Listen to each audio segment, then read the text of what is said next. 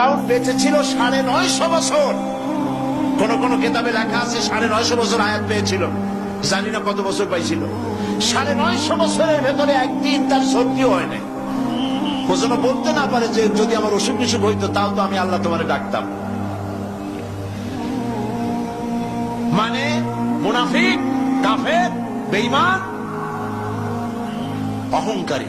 আল্লাহ সুযোগ দেন, পাপিষ্ঠকে সুযোগ দিয়ে দেন।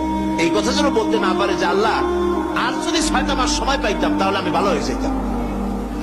এরকমও সুযোগ দেওয়া হয় না। ঠিক আছে, করতে থাকো, দেখি কত দূর পারো। তারপরে তখন সীমা লঙ্ঘন করে করে একদম প্রান্তে এসে যায়, তখন দড়ির অপর প্রান্ত কার কাছে?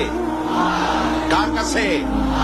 ঘুড়ি যত উপরেই ওড়ে, ঘুড়ির লাটায় ওই পেছনে একটা সুতা আছে, সেই সুতাটা আরেকজনের হাতে, ঠিক না? ঘুড়ি যতই মনে করুক যে আমি পাল্লা দিয়ে মঙ্গল গ্রহে যাব, যেখানে ঘুরি সেখানে যাব, ঘুড়ির এই অহংকার পিছে বেশি দূরে যেতে পারবে না, যেহেতু তোমার পেছনে একটা দড়ি আছে, সেই দড়িটা আরেকজনের হাতে।